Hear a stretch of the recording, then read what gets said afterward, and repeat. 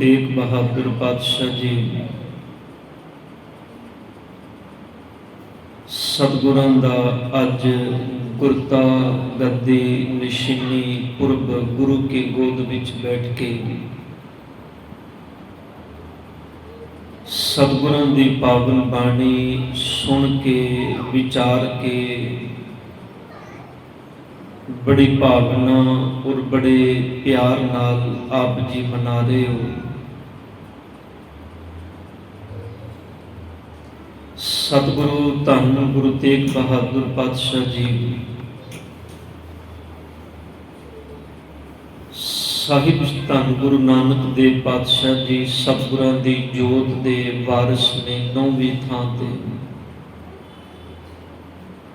जिन्हां नूं आपां सब 9वें पातशाह धन धन गुरु तेग बहादुर साहिब पातशाह जी के ने। जे विचार की गल करिए ते हमेशा गुरु नानक साहिब जी तो लैके गुरु गोबिंद सिंह पातशाह जी तक गल करते हैं। सानू सबना नू इको ही गल चेते रखनी चाहिए है। जो बचन अमृत बाणी के अंदर भट्ट साहिबाना ने बख्शिश किते ने, जोत ओहा जुगत साए सहकाया फेर पलटिए, ये जिहड़ा विधान सी ये जोत ते जुगत दा सी। जोत ओहा ही है, जीवन दी जुगत भी ओहा ही है। जे कुछ बदले है ते वो है शरीर। गुरु हरकृष्ण पातशाह जी जिन्हां दी आरबला महज 5.25 साल दी सी जिदन वो गुरता गद्दी ते सुभाईमान हुंदे ने ते धन गुरु अमरदास पातशाह जी सतगुरां दी उम्र 72 साल दी सी जिदन वो गुरता गद्दी ते सुभाईमान होए। ते धन धन गुरु तेग बहादुर पातशाह जी सतगुरां दी उम्र तकरीबन 43 साल दी सी जिदन सतगुरु जी गुरता गद्दी ते सुभाईमान होए। विचार सिर्फ अंदर दी जोत दी है। वैसे साध संगत जी संसार के जिन्ने भी रिश्ते ने वो भी सिर्फ जोत करके ही संसार के अंदर निभते हैं। ते जोत का मतलब हुंदा है विचार। जे घर दे 4 जियां दी विचार इको वर्गी ना होवे ते वो घर नरक बन जाता है। ते जे घर दे उन्हां जियां दी विचार इको वर्गी होवे, गल ये नहीं भी रहन वाले किन्ने ने, गिणती किन्नी है घर विच रहन वालियां दी। हो सकता है गिनती विच 2 जने भी होण, मियाँ ते बीबी, घर वाला ते घर वाली, ते तां भी घर नरक बनिया होवे। ते हो सकता है भी गिनती 10, 15, 20 दे विच भी होवे ते घर तां भी स्वर्ग होवे। क्योंकि विचार जिहड़ी है वो जोत दी है। ते जोत तो भाव गुरबाणी दे अंदर है विचार। जो विचार धन गुरु नानक साहिब पातशाह जी ने दिती, उस विचार नूं धन गुरु अंगद देव पातशाह जी ने अपने हिरदे विच वसाया। ते जो विचार धन गुरु अंगद देव पातशाह जी ने अपने अंदर वसाई, उस विचार नूं अगे होर गुरु साहिबाना ने अपने हिरदे विच धारण किया। सो ये जामा 9वां है धन गुरु तेग बहादुर पातशाह जी जिन्हां दा अज आपां गुरता गद्दी निशानी पुरब मना रहे हैं। वैसे गुरु तेग बहादुर पातशाह जी का जो भी नाम आउंदा है इस धरती ते जिथे आपां सारे रहने, इस खिते नूं आखदे ने इंडिया भारत। इस धरती ते वसन वाला हर बाशिंदा भावें वो किसी भी धर्म के नाल संबंध रखता है, धन गुरु तेग बहादुर पातशाह जी का नाम आवे ते हर एक बंदे का सिर चुकता है। क्योंकि जे गुरु तेग बहादुर साहब पातशाह जी अपनी शहादत ना देते, औरंगजेब नूं जदों कश्मीर के पंडितां ने गुरु तेग बहादुर साहब जी के कहे हुए बचनों ते भरोसा करके इन्नी गल आखी सी भी औरंगजेब तेनू सवा सवा मन जंजू लाण की जरूरत नहीं, तेनू रोज हज़ारां की गिनती विच हिंदुआं नूं कतल करन की जरूरत नहीं, तू सिर्फ गुरु तेग बहादुर साहब पातशाह जी नूं अपना बना लै। गुरु तेग बहादुर साहब जी जे तेरे धर्म नूं मन जाणगे, जे तेरे धर्म विच शामिल हो जाणगे, ते फिर असी सारे हसदियां हसदियां तेरे धर्म विच शामिल हो जाएंगे।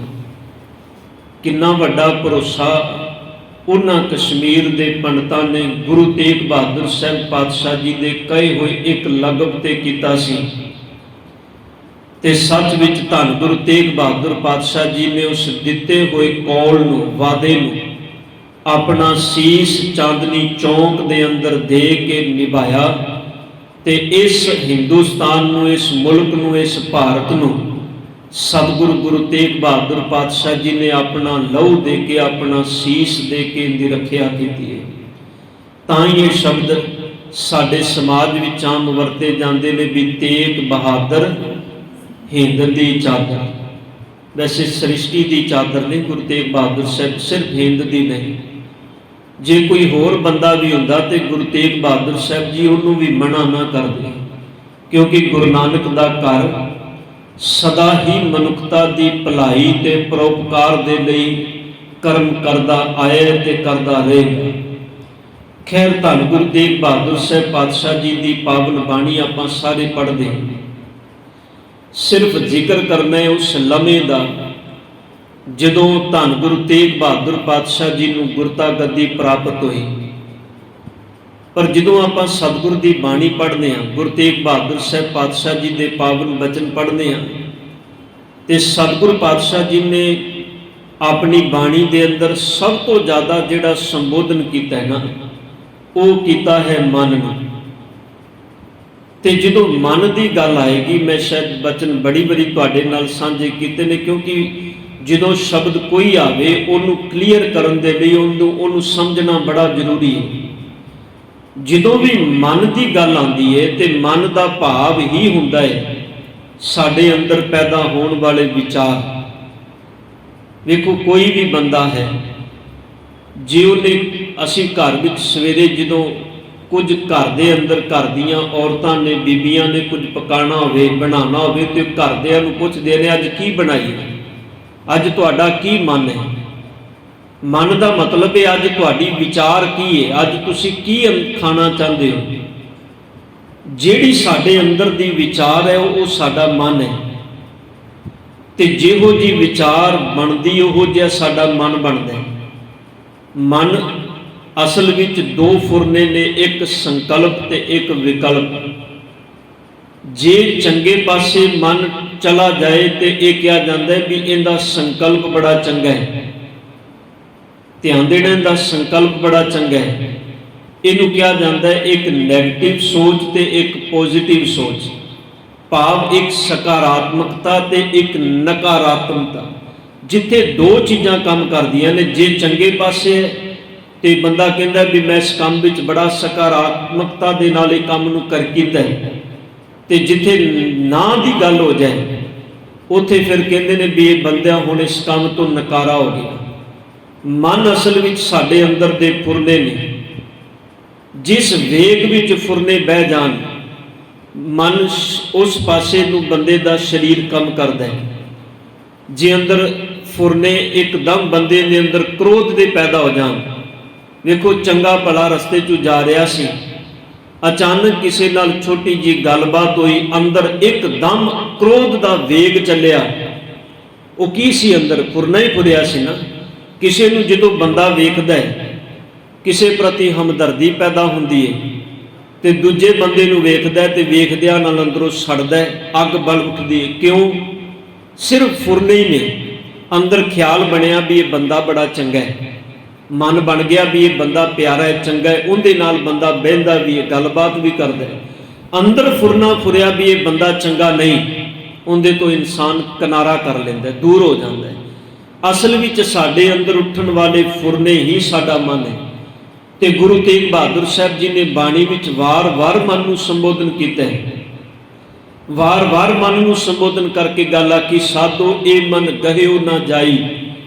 हे ਰੱਬ ਦੇ ਪਿਆਰੇ ਸਾਧਜਣੋ, ਇਸ ਮਨ ਨੂੰ ਕੋਈ ਫੜ ਨਹੀਂ ਸਕਦਾ। ਭਾਵ ਇਹਨਾਂ ਫੁਰਨਿਆਂ ਦੇ ਉੱਤੇ ਜਿੱਤ ਪ੍ਰਾਪਤ ਕਰਨੀ ਬੜੀ ਔਖੀ ਹੈ। ਧਿਆਨ ਦੇਣਾ, ਸੂਰਮਾ ਅਸਲ ਵਿੱਚ ਉਹੀ ਹੁੰਦਾ ਹੈ ਜਿਹੜਾ ਆਪਣੇ ਅੰਦਰ ਉੱਠਣ ਵਾਲੇ ਫੁਰਨਿਆਂ ਨੂੰ ਕਾਬੂ ਵਿੱਚ ਕਰ ਲੈਂਦਾ। ਇਹਨਾਂ ਫੁਰਨਿਆਂ ਦੇ ਹਾਥੀ ਬੜੇ ਲੋਕ ਜਿਹੜੇ ਨੇ ਉਹ ਬੇਪਤ ਹੋਏ, ਮਾਰੇ ਗਏ, ਲੁੱਟੇ ਗਏ, ਤਬਾਹ ਹੋਏ, ਬੜੇ ਲੋਕ। ਪਰ ਜਦੋਂ ਬੰਦਾ ਇਹਨਾਂ ਨੂੰ ਕਾਬੂ ਕਰਨਾ ਸਿੱਖ ਜਾਂਦਾ, ਵੇਖੋ ਛੋਟੀ ਜਿਹੀ ਇੱਕ ਐਗਜ਼ਾਮਪਲ ਤੁਹਾਡੇ ਚਰਨਾਂ ਵਿੱਚ ਰੱਖਦੇ ਹਾਂ।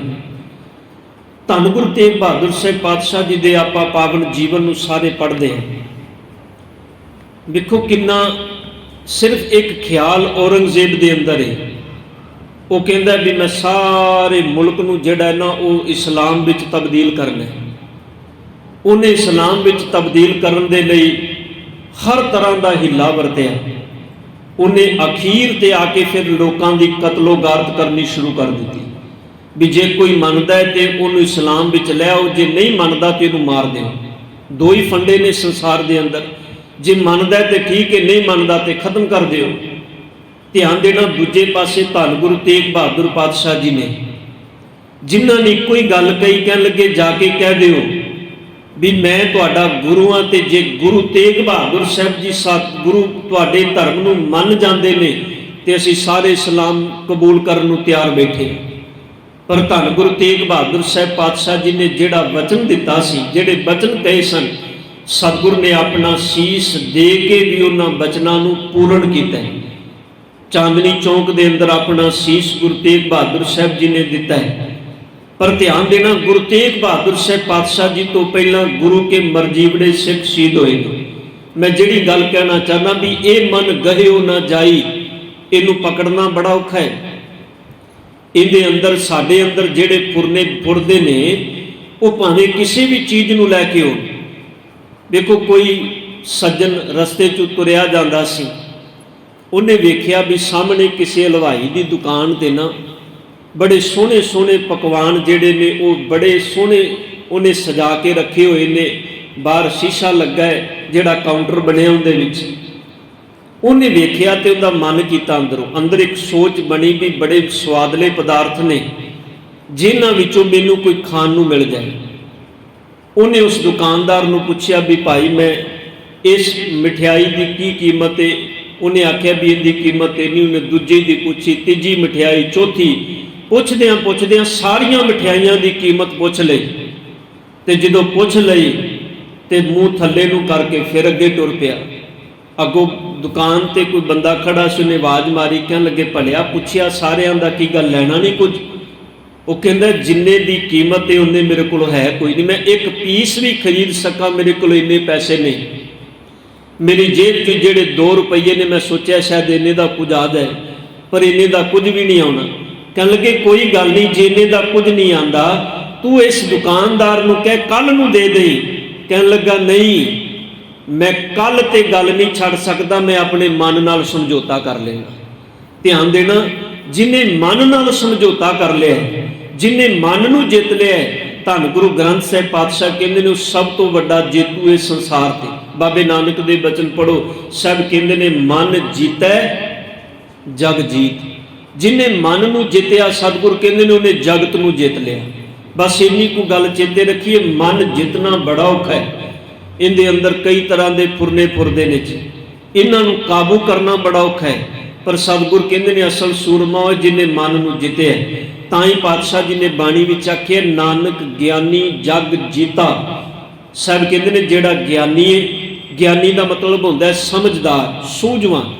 ਜਿਹੜਾ ਸੂਝਵਾਨ ਬੰਦਾ ਹੈ, ਸਤਿਗੁਰੂ ਕਹਿੰਦੇ ਨੇ ਸਾਰੇ ਜਗਤ ਨੂੰ ਜਿੱਤ ਲੈਂਦਾ ਹੈ। ਕਿਉਂ? ਕਿਉਂਕਿ ਉਹ ਸਾਰੇ ਜਗਤ ਦੇ ਵਿੱਚ ਉਹਨੇ ਆਪਣੇ ਮਨ ਨੂੰ ਜਿੱਤਿਆ ਹੋਇਆ, ਸਾਰੇ ਜਗਤ ਉਹਦੇ ਹੁਕਮ ਵਿੱਚ ਹੈ। ਤੇ ਦੂਜੇ ਪਾਸੇ ਪਾਤਸ਼ਾਹ ਕਹਿੰਦੇ ਨੇ ਜਗ ਜੀਤਾ ਸਭ ਕੋਏ। ਪਾਤਸ਼ਾਹ ਕਹਿੰਦੇ ਨੇ ਜਿਹੜੇ ਅਗਿਆਨੀ ਨੇ ਜਗਤ ਉਹਨਾਂ ਨੂੰ ਜਿੱਤ ਲੈਂਦਾ। ਆਪਾਂ ਜਿੰਨੇ ਆ ਆਪਾਂ ਜਗਤ ਦੇ ਅਨੁਸਾਰ ਚੱਲ ਰਹੇ ਹਾਂ।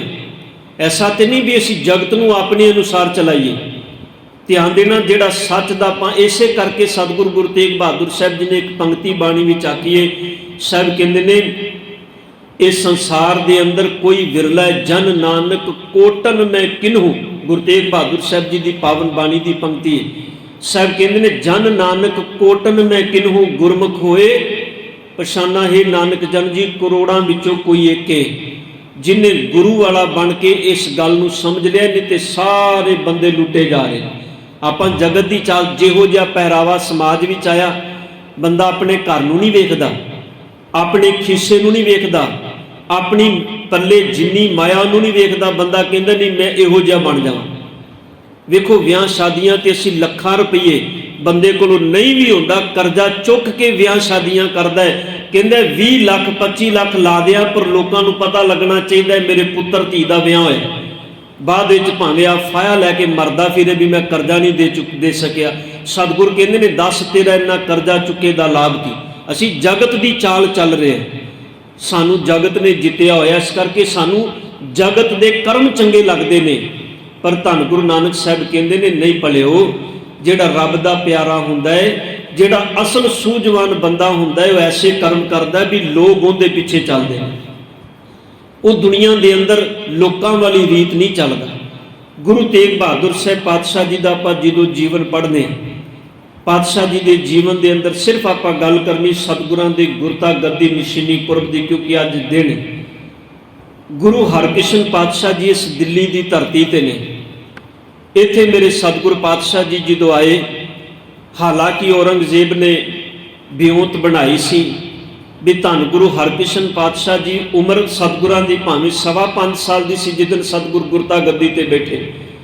ਧੰਨ ਗੁਰੂ ਹਰਕ੍ਰਿਸ਼ਨ ਬੜੇ ਲੋਕਾਂ ਨੇ ਮਨ ਵਿੱਚ ਰੰਜ ਕੀਤਾ ਵੀ ਇੰਨੀ ਛੋਟੀ ਉਮਰ ਦਾ ਵੀ ਕੋਈ ਗੁਰੂ ਹੋ ਸਕਦਾ ਹੈ, ਪਰ ਸਤਿਗੁਰਾਂ ਨੇ ਸਾਰਿਆਂ ਦੇ ਸ਼ੰਕੇ ਮਿਟਾਏ। ਬੜੇ ਲੋਕਾਂ ਨੇ ਸ਼ੰਕੇ ਕੀਤੇ, ਖੈਰ ਮੇਰਾ ਵਿਸ਼ਾ ਨਹੀਂ। ਸਤਿਗੁਰ ਇਸ ਦਿੱਲੀ ਦੀ ਧਰਤੀ ਤੇ ਆਏ। ਔਰੰਗਜ਼ੇਬ ਨੇ ਇੱਕ ਚਾਲ ਖੇਡੀ। ਉਹਨੇ ਜਿਹੜਾ ਰਾਜਾ ਜੈ ਚੰਦ ਸੀ, ਜਿੰਦੀ ਹਵੇਲੀ ਬੰਗਲਾ ਸਾਹਿਬ ਜਿਹੜਾ ਗੁਰਦੁਆਰਾ ਹੈ, ਇਹ ਗੁਰਦੁਆਰਾ ਰਾਜਾ ਜੈ ਚੰਦ ਉਹਦੀ ਹਵੇਲੀ ਸੀ।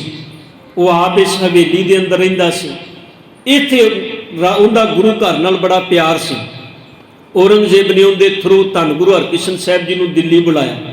ਹਾਲਾਂਕਿ ਇੱਥੇ ਇਤਿਹਾਸ ਇਹ ਲਿਖਦਾ ਵੀ ਔਰੰਗਜ਼ੇਬ ਇਸ ਰਾਜੇ ਜੈ ਚੰਦ ਦੇ ਬੰਗਲੇ ਦੇ ਬਾਹਰ ਖੜਾ ਹੋ ਕੇ ਸਵਾ ਪੈਰ ਇੱਥੇ ਖੜਾ ਰਿਹਾ ਸੀ ਵੀ ਗੁਰੂ ਹਰਕ੍ਰਿਸ਼ਨ ਸਾਹਿਬ ਪਾਤਸ਼ਾਹ ਜੀ ਮੈਨੂੰ ਮਿਲਣ, ਮੁਲਾਕਾਤ ਆਪ ਕਰਨ ਆਇਆ ਹੈ। ਇਸ ਮੁਲਕ ਦਾ ਬਾਦਸ਼ਾਹ ਗੁਰੂ ਹਰਕ੍ਰਿਸ਼ਨ ਸਾਹਿਬ ਪਾਤਸ਼ਾਹ ਜੀ ਦੇ ਦਰਸ਼ਨ ਕਰਨ ਆਇਆ, ਕਿਉਂਕਿ ਗੁਰੂ ਦਾ ਹੁਕਮ ਸੀ ਮਲੇਸ਼ ਦੇ ਦਰਸ਼ਨ ਨਹੀਂ ਕਰਨੇ, ਨਾ ਦਰਸ਼ਨ ਦੇਣੇ ਨੇ ਨਾ ਦਰਸ਼ਨ ਕਰਨੇ ਨੇ। ਗੁਰੂ ਹਰਕ੍ਰਿਸ਼ਨ ਸਾਹਿਬ ਜੀ ਬਾਹਰ ਨਹੀਂ ਨਿਕਲੇ, ਨਹੀਂ ਸਤਿਗੁਰੂ ਜੀ ਆਏ। ਇਸੇ ਦਿੱਲੀ ਦੀ ਧਰਤੀ ਤੇ ਫਿਰ ਭਿਆਨਕ ਬਿਮਾਰੀ ਦਾ ਪ੍ਰਕੋਪ, ਗਲੀਆਂ ਦੇ ਅੰਦਰ ਲਾਸ਼ਾਂ। ਗੁਰੂ ਹਰਕ੍ਰਿਸ਼ਨ ਸਾਹਿਬ ਪਾਤਸ਼ਾਹ ਜੀ ਨੇ ਆਪ ਅੱਗੇ ਹੋ ਕੇ ਲੋਕਾਈ ਦੀ ਸੇਵਾ ਕੀਤੀ। ਉਹ ਬਿਮਾਰੀ ਧੰਨ ਗੁਰੂ ਹਰਕ੍ਰਿਸ਼ਨ ਸਾਹਿਬ ਜੀ ਦੇ ਤਨ ਨੂੰ ਲੱਗੀ। ਪਾਤਸ਼ਾਹ ਜੀ ਦੀ ਤਕਰੀਬਨ ਉਮਰ ਪੌਣੇ 8 ਸਾਲ ਦੀ ਸੀ ਜਦੋਂ ਧੰਨ ਗੁਰੂ ਹਰਕ੍ਰਿਸ਼ਨ ਸਾਹਿਬ ਪਾਤਸ਼ਾਹ ਜੀ ਇਸ ਦਿੱਲੀ ਦੇ ਉੱਪਰ ਜੋਤੀ ਜੋਤ ਸਮਾਏ। ਇਸ ਦਿੱਲੀ ਦੀ ਧਰਤੀ ਤੇ ਜੋ ਗੁਰਦੁਆਰਾ ਬਾਲਾ ਸਾਹਿਬ ਵੇਖਦੇ ਸਥਾਨ ਤੇ, ਇਸ ਥਾਂ ਤੇ ਜੋਤੀ ਜੋਤ ਸਮਾਉਣ ਦਾ ਦਿਨ ਸਤਿਗੁਰਾਂ ਦਾ ਕੱਲ੍ਹ ਨੂੰ ਹੈ। ਪਰ ਇੱਕ ਦਿਨ ਪਹਿਲਾਂ ਸਤਿਗੁਰ ਪਾਤਸ਼ਾਹ ਜੀ ਨੇ ਆਪਣੇ ਜੋਤੀ ਜੋਤ ਸਮਾਉਣ ਤੋਂ ਪਹਿਲਾਂ, ਜਦੋਂ ਪਾਤਸ਼ਾਹ ਜੀ ਦੇ ਜਿਹੜੀ ਸਰੀਰਕ ਹਾਲਤ ਬਿਲਕੁਲ ਨਾਜ਼ੁਕ ਹੋ ਗਈ ਤੇ ਸਿੱਖਾਂ ਨੇ ਵੀ, ਵੈਦ ਹਕੀਮ ਵੀ, ਉਹਨਾਂ ਨੇ ਵੀ ਹੱਥ ਖੜੇ ਕਰ ਦਿੱਤੇ ਵੀ ਹੁਣ ਕੀ ਹੋਏਗਾ। ਸਾਹਿਬ ਗੁਰੂ ਹਰਕ੍ਰਿਸ਼ਨ ਪਾਤਸ਼ਾਹ ਜੀ ਨੇ ਉਸ ਵੇਲੇ ਸਾਰੀ ਸਿੱਖ ਸੰਗਤ ਨੂੰ ਇਕੱਠਾ ਕਰਕੇ ਬੁਲਾ ਕੇ ਇੱਕ ਗੱਲ ਕਹੀ ਸੀ ਵੀ ਜਿਹੜਾ ਅਗਲਾ ਗੁਰੂ ਹੈ, ਭਾਵ 9ਵੇਂ ਗੁਰੂ ਤੁਹਾਡੇ ਹੋਣਗੇ, ਉਹ ਧੰਨ ਗੁਰੂ ਤੇਗ ਬਹਾਦਰ ਪਾਤਸ਼ਾਹ ਜੀ। ਹਾਲਾਂਕਿ ਇਸ਼ਾਰਾ ਨਾਮ ਨਹੀਂ ਲਿਆ, ਇੰਨੇ ਬਚਨ ਕੇਸਨ ਬਾਬਾ ਬਸੈ ਗ੍ਰਾਮ ਬਕਾਲੇ, ਕਿਉਂਕਿ ਗੁਰੂ ਤੇਗ ਬਹਾਦਰ ਸਾਹਿਬ ਜੀ ਗੁਰੂ ਹਰਕ੍ਰਿਸ਼ਨ ਪਾਤਸ਼ਾਹ ਜੀ ਦੇ ਰਿਸ਼ਤੇ ਵਿੱਚ ਬਾਬਾ ਲੱਗਦੇ।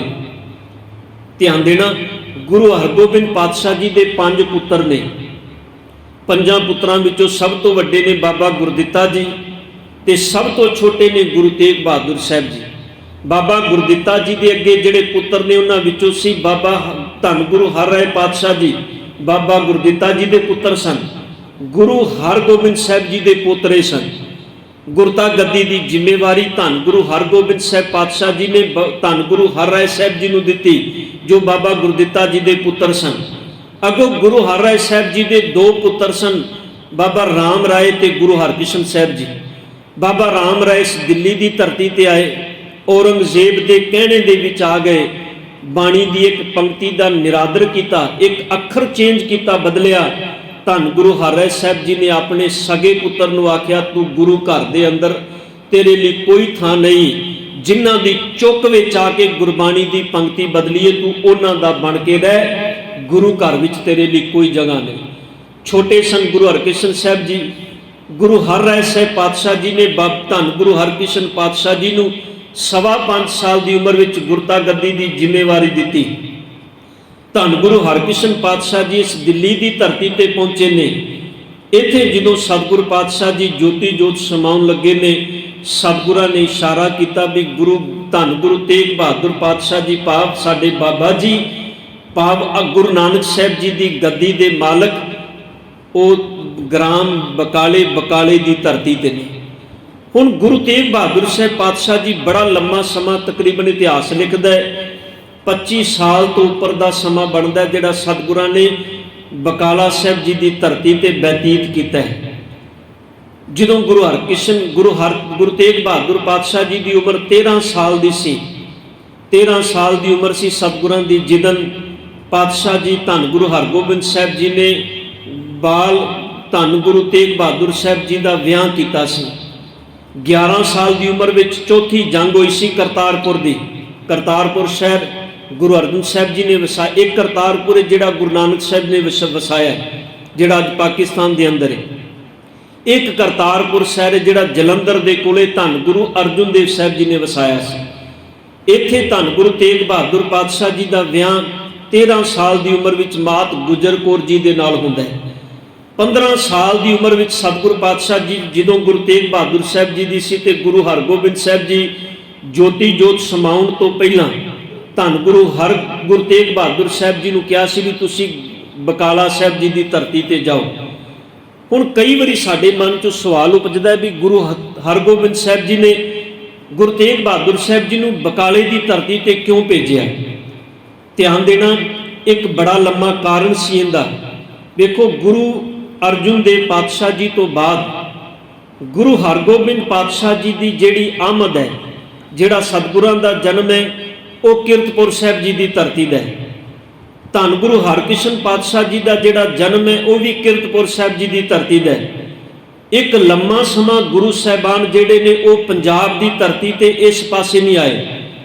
ਉਹ ਸਮਾਂ ਐਸਾ ਸੀ ਜਦੋਂ ਦੇਖੋ, ਭਾਵਾਂ ਧੰਨ ਗੁਰੂ ਨਾਨਕ ਸਾਹਿਬ ਪਾਤਸ਼ਾਹ ਜੀ ਕਰਤਾਰਪੁਰ ਸ਼ਹਿਰ ਵਸਾਉਂਦੇ ਨੇ, ਪਰ ਗੁਰੂ ਅੰਗਦ ਦੇਵ ਸਾਹਿਬ ਨੂੰ ਕਰਤਾਰਪੁਰ ਨਹੀਂ ਰਹਿਣ ਦਿੰਦੇ, ਕਿਉਂਕਿ ਪਤਾ ਹੈ ਕਰਤਾਰਪੁਰ ਸਾਹਿਬ ਜੀ ਦੀ ਧਰਤੀ ਤੇ ਉਹਨਾਂ ਦੇ ਆਪਣੇ ਪੁੱਤਰ ਨੇ, ਜਿਨ੍ਹਾਂ ਨੇ ਗੁਰੂ ਪਾਤਸ਼ਾਹ ਜੀ ਤੋਂ ਬਾਅਦ ਦਾਅਵਾ ਕਰਨਾ ਵੀ ਅਸੀਂ ਗੁਰਤਾ ਗੱਦੀ ਦੇ ਮਾਲਕ ਹਾਂ, ਇਹ ਸਾਰੀ ਪ੍ਰਾਪਰਟੀ ਸਾਡੀ ਹੈ। ਕਿਉਂਕਿ ਪ੍ਰਾਪਰਟੀ ਦੇ ਝਗੜੇ ਬੜੇ ਮਾੜੇ ਹੁੰਦੇ ਨੇ ਪਰਿਵਾਰਾਂ ਦੇ ਅੰਦਰ। ਵੇਖੋ, ਬੰਦਾ 1-1 ਇੰਚ ਜ਼ਮੀਨ ਪਿੱਛੇ ਕਤਲੋਗਾਰਤ ਕਰ ਦਿੰਦਾ, ਆਪਣੇ ਸਕੇ ਭਰਾਵਾਂ ਨੂੰ ਮਾਰ ਦਿੰਦਾ। ਇਹ ਬੜਾ ਭੈੜਾ ਰੋਲਾ ਹੈ ਜ਼ਮੀਨ ਜਾਇਦਾਦ ਦਾ, ਪ੍ਰਾਪਰਟੀ ਦਾ। ਸਤਿਗੁਰੂ ਗੁਰੂ ਨਾਨਕ ਪਾਤਸ਼ਾਹ ਜੀ ਸਮਝਦੇ ਸਨ ਇਸ ਗੱਲ ਨੂੰ, ਇਸ ਕਰਕੇ ਗੁਰੂ ਅੰਗਦ ਦੇਵ ਪਾਤਸ਼ਾਹ ਜੀ ਨੂੰ ਖਡੂਰ ਸਾਹਿਬ ਜੀ ਦੀ ਧਰਤੀ ਵੱਲ, ਪੰਜਾਬ ਵੱਲ ਇੱਧਰ ਭੇਜਿਆ। ਇਸ ਧਰਤੀ ਤੇ ਜਦੋਂ ਧੰਨ ਗੁਰੂ ਅੰਗਦ ਦੇਵ ਪਾਤਸ਼ਾਹ ਜੀ ਆਏ, ਫੇਰ ਵਸਾਇਆ, ਫੇਰ ਵਾਨ ਸਤਿਗੁਰ ਖਡੂਰ। ਗੁਰੂ ਅੰਗਦ ਦੇਵ ਸਾਹਿਬ ਜੀ ਨੇ ਖਡੂਰ ਸਾਹਿਬ ਵਸਾਇਆ। ਜਦੋਂ ਪਾਤਸ਼ਾਹ ਜੀ ਜੋਤੀ ਜੋਤ ਸਮਾਨ ਲੱਗੇ ਤੇ ਗੁਰੂ ਅਮਰਦਾਸ ਸਾਹਿਬ ਨੂੰ ਇੱਥੇ ਨਹੀਂ ਰੱਖਿਆ। ਪਾਤਸ਼ਾਹ ਜੀ ਨੇ ਆਖਿਆ ਵੀ ਤੁਸੀਂ ਹੁਣ ਅੱਗੇ ਜਾਓ। ਅੱਗੇ ਗੋਇੰਦਵਾਲ ਸਾਹਿਬ ਜੀ ਦੀ ਧਰਤੀ ਖਰੀਦੀ, ਗੁਰੂ ਅਮਰਦਾਸ ਪਾਤਸ਼ਾਹ ਜੀ ਨੇ ਸ਼ਹਿਰ ਵਸਾਇਆ ਇੱਧਰ, ਕਿਉਂਕਿ ਗੁਰੂ ਪਾਤਸ਼ਾਹ ਜੀ ਦੇ ਪੁੱਤਰ ਦਾਤੂ ਤੇ ਦਾਸੂ ਗੁਰਤਾ ਗੱਦੀ ਦੇ ਮਾਲਕ ਬਣ ਕੇ ਬਹਿ ਗਏ। ਉਹ ਕਹਿੰਦੇ ਅਸੀਂ ਗੁਰਤਾ ਗੱਦੀ ਦੇ ਮਾਲਕ ਹਾਂ। ਗੁਰੂ ਅਮਰਦਾਸ ਪਾਤਸ਼ਾਹ ਜੀ ਗੋਇੰਦਵਾਲ ਆਏ ਤੇ ਜਦੋਂ ਗੋਇੰਦਵਾਲ ਸ਼ਹਿਰ ਵਸ ਗਿਆ ਤੇ ਗੁਰੂ ਪਾਤਸ਼ਾਹ ਗੁਰੂ ਅਮਰਦਾਸ ਸਾਹਿਬ ਜੀ ਨੇ ਧੰਨ ਗੁਰੂ ਰਾਮਦਾਸ ਪਾਤਸ਼ਾਹ ਜੀ ਨੂੰ ਗੋਇੰਦਵਾਲ ਨਹੀਂ ਰਹਿਣ ਦਿੱਤਾ। ਉਹ ਫਿਰ ਗੁਰੂ ਪਾਤਸ਼ਾਹ ਜੀ ਨੇ ਫਿਰ ਜਿਹੜਾ ਪਾਵਨ ਸ਼ਹਿਰ ਅੰਮ੍ਰਿਤਸਰ ਸ਼ਹਿਰ, ਇਹ ਪਾਤਸ਼ਾਹ ਜੀ ਧੰਨ ਗੁਰੂ ਰਾਮਦਾਸ ਸਾਹਿਬ ਜੀ ਨੂੰ ਇਹ ਜ਼ਮੀਨ ਖਰੀਦ ਕੇ ਦਿੱਤੀ ਹੈ ਤੇ ਸਤਿਗੁਰੂ ਪਾਤਸ਼ਾਹ ਜੀ ਨੇ ਸ਼ਹਿਰ ਵਸਾਇਆ। ਮੇਰੇ ਕਹਿਣ ਦਾ ਭਾਵ ਇੱਕ ਲੰਮਾ ਸਮਾਂ ਗੁਰੂ ਸਾਹਿਬਾਨ ਨੇ ਸਮੁੱਚੇ ਖਿੱਤੇ ਦੇ ਅੰਦਰ ਨਹੀਂ ਆਏ। ਇਹ ਜਿਹੜਾ ਪੰਜਾਬ ਦਾ ਇੱਕ ਪੂਰਾ ਖਿੱਤਾ ਸੀ, ਗੋਇੰਦਵਾਲ, ਖਡੂਰ ਸਾਹਿਬ, ਇਹ ਸਾਰਾ ਇਲਾਕਾ, ਇੱਥੇ ਇੱਕ ਸਾਂਝੀ ਥਾਂ ਸੀ ਬਕਾਲਾ ਸਾਹਿਬ ਦੀ। ਇੱਥੇ ਧੰਨ ਗੁਰੂ ਤੇਗ ਬਹਾਦਰ ਸਾਹਿਬ ਜੀ ਤਕਰੀਬਨ 25-30 ਸਾਲ 26 ਸਾਲ ਦੇ ਕਰੀਬ ਇਤਿਹਾਸ ਲਿਖਦਾ ਹੈ। ਇਸ ਥਾਂ ਤੇ ਰਹੇ ਸਾਰੇ ਇਲਾਕੇ ਵਿੱਚ ਗੁਰੂ ਤੇਗ ਬਹਾਦਰ ਸਾਹਿਬ ਜੀ ਗੁਰੂ ਕੀ ਬਾਣੀ ਦਾ, ਸਤਿਗੁਰ ਦੀ ਵਿਚਾਰਧਾਰਾ ਦਾ ਪ੍ਰਕਾਸ਼ ਕਰਦੇ ਰਹੇ। ਇੱਥੇ ਹੀ ਫਿਰ ਜਦੋਂ ਸਤਿਗੁਰੂ ਪਾਤਸ਼ਾਹ, ਕਿਉਂਕਿ ਜਦੋਂ ਗੁਰੂ ਹਰਕ੍ਰਿਸ਼ਨ ਸਾਹਿਬ ਜੀ ਨੇ ਬਚਨ ਕਹੇ ਸਨ, ਇਹ ਬਚਨ ਕਹੇ ਸਨ ਇਹਨਾਂ ਦਿਨਾਂ ਵਿੱਚ, ਕੱਲ ਨੂੰ ਸਤਿਗੁਰਾਂ ਦਾ ਜੋਤੀ ਜੋਤ ਸਮਾਉਣ ਦਿਹਾੜਾ ਹੈ, ਪਰ ਬਚਨੀ ਤੌਰ ਤੇ ਸਤਿਗੁਰਾਂ ਨੇ ਗੁਰਤਾ ਗੱਦੀ ਅੱਜ ਦੇ ਦਿਨ ਦਿੱਤੀ, ਪਰ ਜਿਹੜੇ ਧੰਨ ਗੁਰੂ ਤੇਗ ਬਹਾਦਰ ਸਾਹਿਬ ਜੀ ਦਾ ਪ੍ਰਗਟ ਹੋਣ ਦਾ ਦਿਨ ਹੈ ਉਹ ਫਿਰ ਅੱਗੇ ਜਾ ਕੇ ਜੂਨ ਜੁਲਾਈ ਦੇ ਮਹੀਨੇ ਦੇ ਵਿੱਚ ਆਉਂਦਾ, ਅਗਸਤ ਦੇ ਮਹੀਨੇ ਵਿੱਚ ਆਉਂਦਾ। ਇੱਥੇ ਫਿਰ ਜਦੋਂ ਭਾਈ ਮੱਖਣ ਸ਼ਾਹ ਲੁਬਾਣਾ ਜੀ, ਕਿਉਂਕਿ ਉਹ ਬੜੇ ਵੱਡੇ ਵਪਾਰੀ ਸਨ, ਇਤਿਹਾਸ ਲਿਖਦਾ ਉਹ ਆਪਣਾ ਬੇੜਾ ਲੈ ਕੇ ਜਾ ਰਹੇ ਸਨ ਸਮੁੰਦਰ ਦੇ ਅੰਦਰ, ਉਹ ਪਾਣੀ ਦੀਆਂ ਠਿੱਲਾਂ ਦੇ ਵਿੱਚ, ਰੇਤ ਦੇ ਵਿੱਚ ਫਸਿਆ ਤੇ ਉਹਨੇ ਹੱਥ ਜੋੜ ਕੇ ਗੁਰੂ ਚਰਨਾਂ ਵਿੱਚ ਅਰਦਾਸ ਕੀਤੀ ਸੀ ਵੀ ਸਤਿਗੁਰ ਕਿਰਪਾ ਕਰੋ, ਧੰਨ ਗੁਰੂ ਨਾਨਕ ਪਾਤਸ਼ਾਹ ਜੀ ਮੇਰੀ ਪੈਜ ਰੱਖ ਲਓ, ਮੈਂ ਜੇ ਮੇਰਾ ਇਹ ਬੇੜਾ ਡੁੱਬ ਗਿਆ ਤੇ ਸਤਿਗੁਰ ਮੇਰਾ ਰਹਿਣਾ ਕੁਝ ਨਹੀਂ, ਮੈਂ ਜ਼ਿੰਦਗੀ ਭਰ ਦੀ ਦੌਲਤ ਮੇਰੀ ਇਹਦੇ ਵਿੱਚ, ਤੁਸੀਂ ਕਿਰਪਾ ਕਰੋ ਮੈਨੂੰ ਬਚਾ ਲਓ। ਸਤਿਗੁਰ ਦੇ ਚਰਨਾਂ ਵਿੱਚ ਇਹਨੇ ਅਰਦਾਸ ਕੀਤੀ। ਇਤਿਹਾਸ ਲਿਖਦਾ ਹੈ ਇਹਦਾ ਬੇੜਾ ਪਾਰ ਲੰਘ ਗਿਆ ਤੇ ਇਹਨੂੰ ਜਦੋਂ ਪਤਾ ਲੱਗਾ ਵੀ ਗੁਰੂ ਹਰਕ੍ਰਿਸ਼ਨ ਸਾਹਿਬ ਜੀ ਜੋਤੀ ਜੋਤ ਸਮਾ ਗਏ ਨੇ ਤੇ ਧੰਨ ਗੁਰੂ ਹਰਕ੍ਰਿਸ਼ਨ ਸਾਹਿਬ ਜੀ ਨੇ ਇੰਨੀ ਗੱਲ ਪਈ ਗਈ ਵੀ ਬਾਬਾ ਬਸੈ ਗ੍ਰਾਮ ਬਕਾਲੇ, ਇਹ ਬਕਾਲੇ ਦੀ ਧਰਤੀ ਤੇ ਆ ਗਏ। ਇਹਨਾਂ ਨੇ ਆਖਿਆ ਵੀ ਧੰਨ ਗੁਰੂ ਤੇਗ ਬਹਾਦਰ ਸਾਹਿਬ ਪਾਤਸ਼ਾਹ ਅਗਲੀ ਗੁਰੂ ਜਿਹੜੇ ਨੇ ਬਕਾਲੇ ਦੀ ਧਰਤੀ ਤੇ ਨੇ। ਹੁਣ ਜਦੋਂ ਇੱਥੇ ਆਏ ਤੇ ਇੱਥੇ ਆਉਂਦਿਆਂ ਨੂੰ, ਕਿਉਂਕਿ 5 ਮਹੀਨੇ ਦਾ ਵਕਫਾ ਬਣਦਾ ਹੈ, ਮਾਰਚ ਦੇ ਮਹੀਨੇ ਤੋਂ ਲੈ ਕੇ ਇਹਨਾਂ ਦਿਨਾਂ ਚੋਂ, ਕਿਉਂਕਿ ਹੁਣ ਇਹ ਜੁਲਾਈ ਦਾ ਮਹੀਨਾ, ਅਪ੍ਰੈਲ ਦਾ ਮਹੀਨਾ ਹੈ, ਪਰ ਜਿਹੜੀਆਂ ਪੁਰਾਣੀਆਂ ਤਰੀਕਾਂ ਵੇਖਣੇ ਉਹ ਮਾਰਚ ਦਾ ਮਹੀਨਾ ਬਣਦਾ ਹੈ।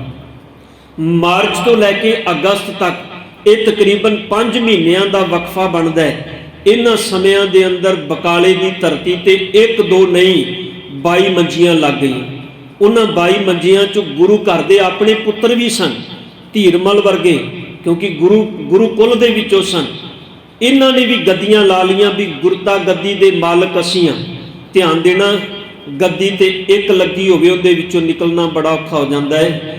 22 ਮੰਜੀਆਂ ਲੱਗ ਗਈਆਂ। ਸਿੱਖ ਬੜੇ ਐਸੀ ਦੁਬਿਧਾ ਵਿੱਚ ਫਸ ਗਏ ਵੀ ਹੁਣ ਜਾਇਆ ਕਿਸ ਪਾਸੇ ਜਾਏ। ਇੱਕ ਕਹਿੰਦਾ ਮੈਂ ਗੁਰੂ ਹਾਂ, ਦੂਜਾ ਕਹਿੰਦਾ ਮੈਂ ਗੁਰੂ ਹਾਂ, ਤੀਜਾ ਕਹਿੰਦਾ ਮੈਂ ਗੁਰੂ ਹਾਂ। ਹੁਣ ਜਦੋਂ ਮੱਖਣ ਸ਼ਾਹ ਲੁਬਾਣਾ ਇੱਥੇ ਗਿਆ, ਇਹ ਜਿਹੜੀ ਦੁਬਿਧਾ ਵਿੱਚ ਵੀ ਸਤਿਗੁਰੂ ਹੁਣ ਕਰਾਂ ਕੀ, ਇਹਨੇ ਫਿਰ ਅਰਦਾਸ ਕੀਤੀ ਵੀ ਮੇਰੇ ਧੰਨ ਗੁਰੂ ਨਾਨਕ ਪਾਤਸ਼ਾਹ ਜੀ ਕਿਰਪਾ ਕਰੋ ਵੀ ਮੈਂ ਵੀ ਬੜੀ ਦੁਬਿਧਾ ਵਿੱਚ ਹਾਂ, ਮੈਂ ਕਿੱਥੇ ਜਾਵਾਂ, 22 ਮੰਜੀ ਲੱਗੀਆਂ ਨੇ, ਕਿਹੜੀ ਥਾਂ ਤੇ ਜਾ ਕੇ ਆਪਣੀ ਜਿਹੜੇ ਕੀਤਾ ਹੋਇਆ ਮੈਂ ਤੁਹਾਡੇ ਚਰਨਾਂ ਵਿੱਚ ਅਰਦਾਸ ਕੀਤੀ ਏ ਵੀ ਮੈਂ 500 ਮੋਹਰਾਂ ਦੇਣੀਆਂ ਨੇ, ਮੈਂ ਕਿੱਥੇ ਜਾ ਕੇ ਭੇਟ ਕਰਾਂ। ਇਹਨੇ ਜਦੋਂ ਅਰਦਾਸ ਕੀਤੀ ਤੇ ਅਰਦਾਸ ਕਰਕੇ ਇਹਨੇ ਆਖਿਆ ਵੀ ਸਤਿਗੁਰੂ ਜੀ ਹੁਣ ਲਾਜ ਮੇਰੀ ਤੁਸੀਂ ਰੱਖਣੀ।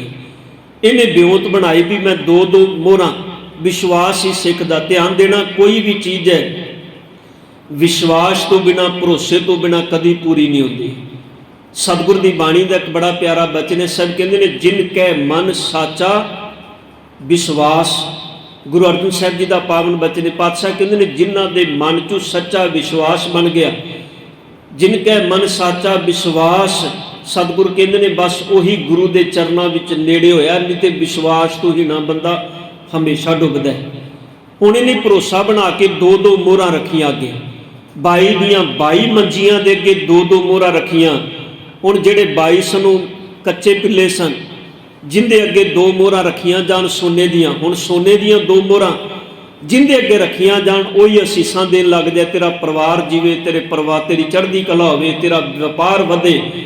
22 ਦੀਆਂ 22 ਮੰਜੀਆਂ ਲੰਘ ਗਈਆਂ, ਪਰ ਭਾਈ ਮੱਖਣ ਸ਼ਾਹ ਲੁਬਾਣਾ ਦਾ ਅੰਦਰ ਨਹੀਂ ਟਿਕਿਆ ਵੀ ਜਾਵਾਂ ਕਿੱਧਰ, ਕਿਸੇ ਨੇ ਗੱਲ ਨਹੀਂ ਕੀਤੀ। ਫਿਰ ਪਤਾ ਲੱਗਾ ਵੀ ਇੱਥੇ ਇੱਕ ਹੋਰ ਵੀ ਹੈ ਜਿਹੜਾ ਗੁਰੂ ਕੁਲ ਵਿੱਚੋਂ ਹੈ, ਪਰ ਉਹ ਪ੍ਰਗਟ ਨਹੀਂ ਸੀ। ਧੰਨ ਗੁਰੂ ਤੇਗ ਬਹਾਦਰ ਸਾਹਿਬ ਜੀ ਕੋਈ ਮੰਜੀ ਲਾ ਕੇ ਥੋੜਾ ਬੈਠੇ ਸਨ, ਪਾਤਸ਼ਾਹ ਜੀ ਤੇ ਆਪਣੇ ਘਰ ਵਿੱਚ ਸਨ। ਇੱਥੇ ਸਤਿਗੁਰੂ ਪਾਤਸ਼ਾਹ ਗੁਰੂ ਤੇਗ ਬਹਾਦਰ ਸਾਹਿਬ ਜੀ ਦੇ ਨਾਨਕਿਆਂ ਦਾ ਪਿੰਡ ਵੀ ਵੱਜਦਾ ਸੀ। ਵੈਸੇ ਪਾਤਸ਼ਾਹ ਜੀ ਦੇ ਜਿਹੜੇ ਨਾਨਕਿਆਂ ਦਾ ਪਿੰਡ ਸੀ ਬਕਾਲਾ, ਇੱਥੇ ਜਦੋਂ ਪਤਾ ਲੱਗਾ ਤੇ ਉਸ ਘਰ ਦੇ ਅੰਦਰ ਮੱਖਣ ਸ਼ਾਹ ਲੁਬਾਣਾ ਜੀ ਗਏ ਤੇ ਜਦੋਂ ਗਏ ਸਤਿਗੁਰੂ ਦੇ ਚਰਨਾਂ ਦੇ ਵਿੱਚ ਨਮਸਕਾਰ ਕੀਤੀ ਤੇ 2 ਮੋਹਰਾਂ ਰੱਖੀਆਂ ਤੇ ਧੰਨ ਗੁਰੂ ਤੇਗ ਬਹਾਦਰ ਸਾਹਿਬ ਪਾਤਸ਼ਾਹ ਜੀ ਨੇ ਉਸ ਵੇਲੇ ਬਚਨ ਕਹੇ ਸਨ, ਜੋ ਇਤਿਹਾਸਕ ਵਚਨ ਨੇ ਧੰਨ ਗੁਰੂ ਪਾਤਸ਼ਾਹ ਗੁਰੂ ਤੇਗ ਬਹਾਦਰ ਸਾਹਿਬ ਜੀ ਨੇ ਕਿ ਮੱਖਣ ਸ਼ਾਹ ਲੁਬਾਣੇ ਨੂੰ ਵੀ ਗੁਰੂ ਕੇ ਸਿੱਖਾ ਵਾਦਾ 500 ਮੋਹਰਾਂ ਦਾ ਕੀਤਾ ਸੀ, ਰੱਖਣਾ 2 ਪਿਆ।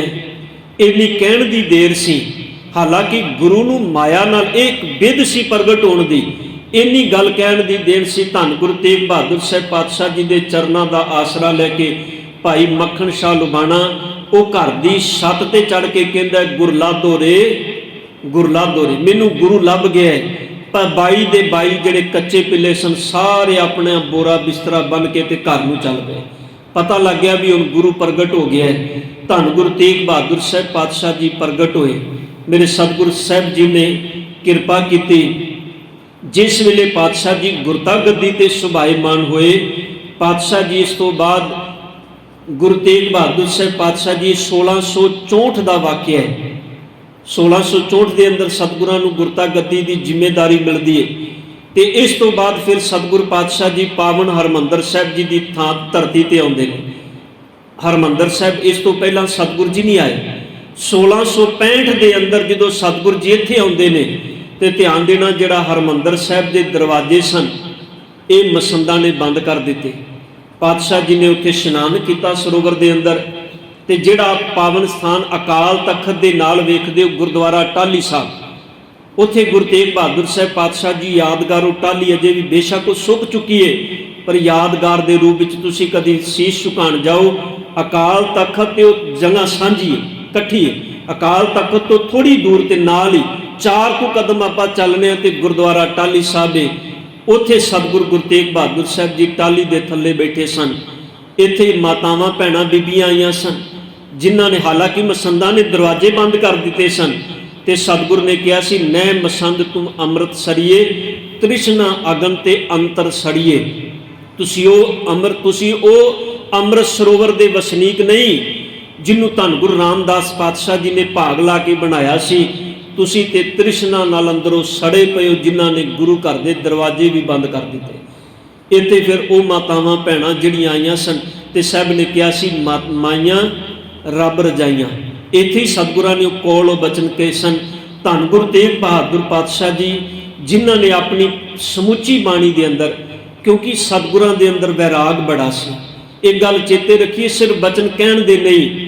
ਜਦੋਂ ਪਾਤਸ਼ਾਹ ਜੀ ਪ੍ਰਗਟ ਹੋਏ ਸਨ ਤੇ ਧੀਰਮਲ ਨੇ ਮਨ 'ਚ ਸੋਚਿਆ ਵੀ ਹੁਣ ਸਾਡੇ ਇੱਥੋਂ ਗੁਰਤਾ ਗੱਦੀ ਤੇ ਨਿਕਲ ਗਈ। ਉਹਨੇ ਸੀਹੇ ਮਸੰਦ ਨੂੰ, ਇਹ ਬੜਾ ਵੱਡਾ ਗੁੰਡਾ ਸੀ, ਮਸੰਦਗਿਰੀ ਦੇ ਵਿੱਚ ਸੀ, ਇਹਨੇ ਸੀਹੇ ਮਸੰਦ ਨੂੰ ਆਪਣੀਆਂ ਗੱਲਾਂ ਵਿੱਚ ਵਰਗਲਾ ਕੇ ਵੀ ਜੇ ਕਿਤੇ ਗੁਰਤਾ ਗੱਦੀ ਸਾਨੂੰ ਮਿਲ ਜਾਏ ਤੇ ਤੈਨੂੰ ਵੀ ਬੜਾ ਵੱਡਾ ਹਿੱਸਾ ਦੇਵਾਂਗੇ। ਸੀਹੇ ਮਸੰਦ ਨੇ ਆਖਿਆ, ਕਰਨਾ ਕੀ ਹੈ? ਧੀਰਮਲ ਨੇ ਆਖਿਆ ਵੀ ਹੁਣੇ ਤੂੰ ਕਰਨਾ ਜੋ ਕਰਨਾ। ਕਹਿੰਦਾ, ਮੈਂ ਗੁਰੂ ਤੇਗ ਬਹਾਦਰ ਸਾਹਿਬ ਜੀ ਨੂੰ ਗੋਲੀ ਮਾਰ ਕੇ ਮਾਰ ਦਿਆਂਗਾ, ਗੁਰੂ ਤੇਗ ਬਹਾਦਰ ਸਾਹਿਬ ਜੀ ਮਰ ਜਾਣਗੇ ਤੇ ਤੁਹਾਡੇ ਹੱਥ ਵਿੱਚ ਗੁਰਤਾ ਗੱਦੀ। ਸਤਿਗੁਰੂ ਪਾਤਸ਼ਾਹ ਜੀ ਜਿਸ ਵੇਲੇ ਦਾਤਾਰ ਪਿਤਾ ਜੀ ਇਸੇ ਧਰਤੀ ਤੇ ਸਨ, ਇੱਥੇ ਕਾਲੇ ਦੀ ਧਰਤੀ ਤੇ ਹੀ ਸਤਿਗੁਰੂ ਪਾਤਸ਼ਾਹ ਜੀ ਪ੍ਰਗਟ ਹੋਏ ਸਨ।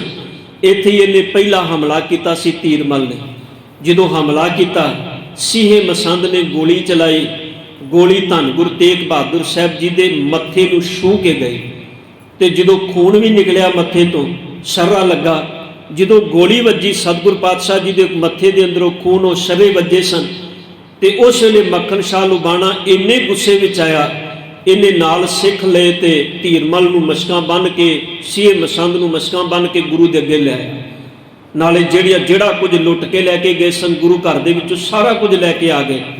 ਪਰ ਗੁਰੂ ਤੇਗ ਬਹਾਦਰ ਸਾਹਿਬ ਜੀ ਇੰਨੇ ਨਿਮਰਤਾ ਦੇ ਪੁੰਜ ਸਨ, ਕਿਉਂਕਿ ਖੂਨ ਤੇ ਆਖਰ ਆਪਣਾ ਹੀ ਸੀ ਨਾ।